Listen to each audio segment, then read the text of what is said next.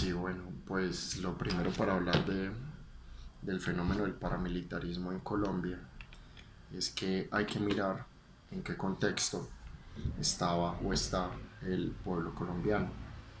En Colombia pasa algo desde la década del 60 y es que ha estado dentro de la historia colombiana, hubo como una ruptura. Entonces, en más o menos en 1940, en la década de los 40, cuando matan al caudillo liberal Jorge Eliezer Gaitán, pasa algo y es que se crean los primeros movimientos guerrilleros, pero eran movimientos guerrilleros de una corriente no comunista, eran unos movimientos guerrilleros campesinos. De hecho, se hacían denominar autodefensas campesinas, pero eran liberales. ¿Qué pasa con esto? Había un choque entre el liberalismo y entre el conservatismo. Entonces los liberales atacaban a los conservadores y los conservadores atacaban a los liberales. Eso después de 1948 con el asesinato el 9 de abril de Jorge Eliezer Gaitán. Después hay como una entrada a Colombia de las ideologías marxistas, leninistas y maoístas que llegan a las universidades con mucha fuerza después del triunfo de la revolución cubana en Cuba. Entonces, pues sí, obviamente en Cuba, ¿qué pasa con esto? Estas ideologías impregnan gran parte del movimiento del territorio latinoamericano. Entonces empiezan a crear frentes revolucionarios en diferentes países de Latinoamérica. Esto surge a partir de la década del 60. Estas guerrillas empiezan a tomar mucha fuerza cuando se trata pues como de la tierra, es decir, ¿qué quieren ellos? Las guerrillas lo que quieren en sus inicios es como luchar por unas reformas tributarias, perdón, unas reformas agrarias, unas reformas al modelo de tierras, al modelo de tenencias de tierra, ya que en Colombia la iglesia tenía mucho que ver con esa repartición de las tierras, ya que ella, la iglesia católica, era quien tenía el poder sobre gran parte de la extensión de tierras que tenía el Estado colombiano. Lo que hacen estas guerrillas en ese entonces es atacar este modelo de tierras que había desde el Estado. Las guerrillas toman mucha fuerza y empiezan a surgir unos choques directos contra el Estado. Hay unos procesos de paz que no llegan como a finalizarse. El proceso de paz más triunfante o que triunfó de estas guerrillas fue el del M-19 a principios de la década de los 90, que inclusive se da con una reforma constitucional. Antes de eso, en la década de los 80, los grandes terratenientes del país empiezan a atacar a estos movimientos guerrilleros.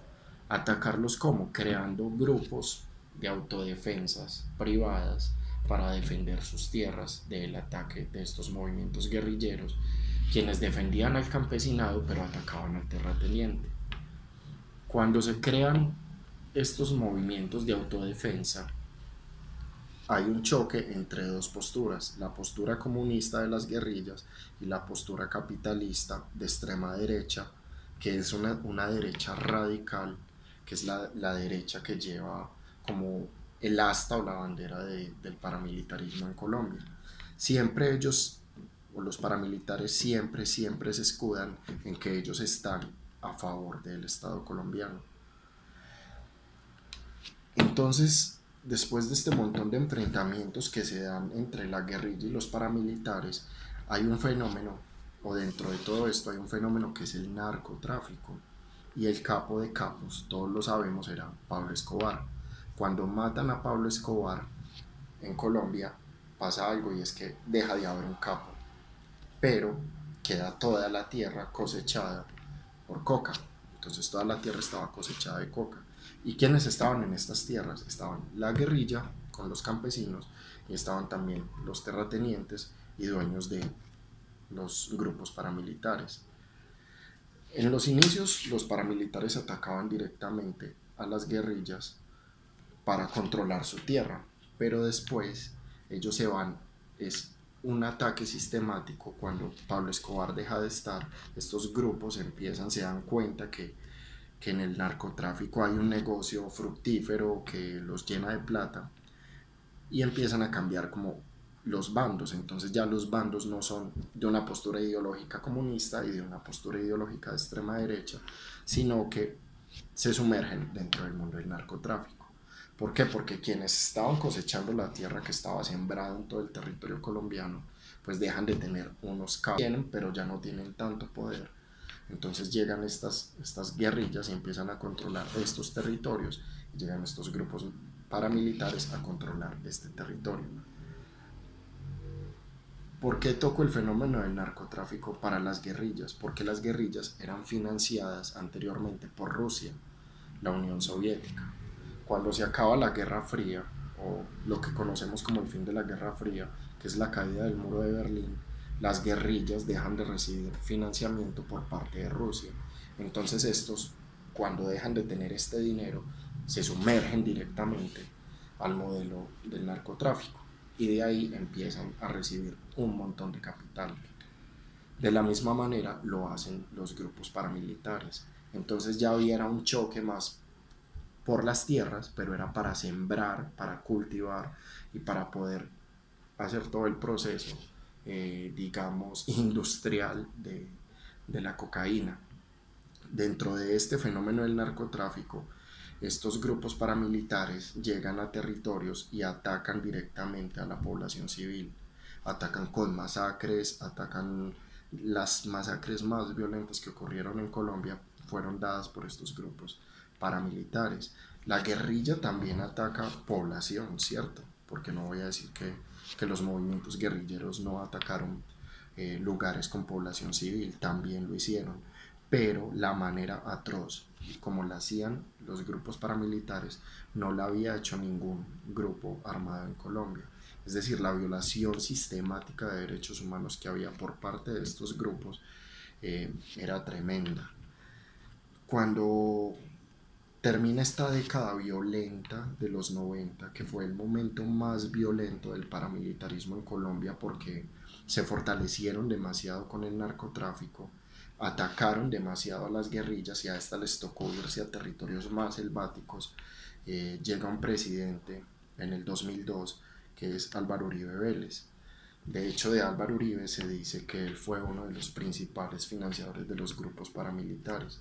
Cuando él llega al poder, él le da como una apertura de negociación y se crean los primeros diálogos de paz con los grupos paramilitares que terminan de alguna manera con la rendición, entre comillas, o entrega de armas por los grupos paramilitares, aunque esto fue una gran mentira, porque las evidencias que se han presentado el día de hoy es que no hubo una supuesta desmovilización, simplemente se entregaron unos tantos haciendo un show, porque no hubo tal desmovilización, ya que en los territorios donde estaban los movimientos paramilitares vinieron y los ocuparon las BACRIM.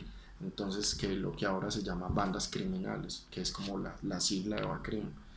Realmente, ¿qué son las BACRIM? Siguen siendo los mismos paramilitares, siguen incidiendo en estas mismas zonas, como de una manera menos violenta, pero controlando su negocio del narcotráfico. ¿Qué pasa con los procesos de paz actuales? Con el proceso de paz de las FARC y ahora el proceso entrante que se viene con el ELN.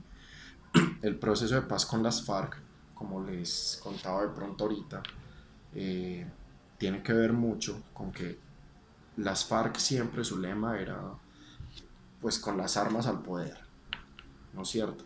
Pero ellos se dan cuenta en este momento, los que eran los líderes ideológicos y los líderes del secretariado, que son mucho más jóvenes que los que habían anteriormente, que fueron derrotados militarmente por el Estado colombiano.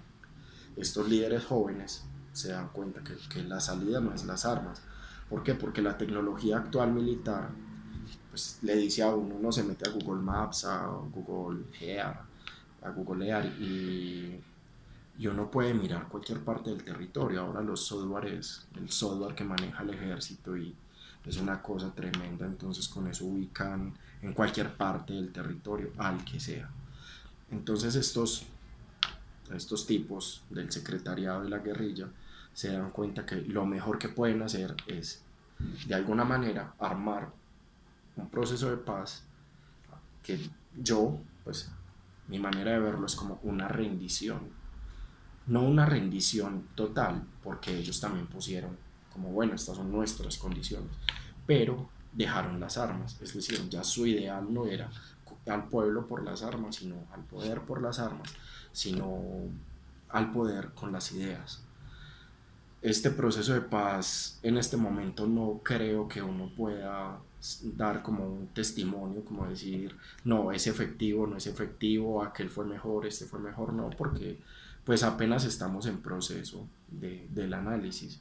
Creo que en unos 2, 3 años que vaya corriendo el tiempo y miremos cómo van actuando estos para intervención internacional, es decir, hay más garantías internacionales. ¿Por qué? Porque la ONU tuvo que ver ahí, la Cruz Roja tuvo que ver ahí, gobiernos de estados como Suiza, mm, estados nórdicos de Europa intervinieron y estuvieron como un aval para estos procesos de paz.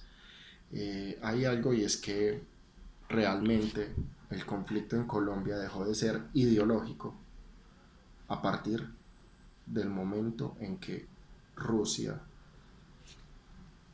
o sea, lo que les conté ahorita del muro de Berlín, cuando deja de haber el muro de Berlín. ¿Y por qué vuelvo a esto? Porque, pues porque vuelvo como a retomarlo del muro de Berlín. Y quiero que quede pues como muy claro, y es que las ideologías se perdieron. Las ideologías que tenían los movimientos guerrilleros y los movimientos paramilitares se perdieron. ¿Por qué? Porque estos, siendo unos de extrema derecha y siendo otros de extrema izquierda, de alguna manera se dieron cuenta que para poder subsistir necesitaban una forma de tener capital, y esta forma fue el narcotráfico. Y la historia colombiana ha mostrado que el narcotráfico, más allá de tener la idea del que sea el capo o el que sea, pero son narcotraficantes, es que lo único que genera esto es un daño para la sociedad. Realmente creo en este proceso de paz. No creo en el proceso de paz de los paramilitares, pero creo en este proceso de paz. Y pues bueno, esperemos a ver y triunfe. Esperemos dentro de 3 años hacer un buen análisis de este proceso de paz. Bueno, chao.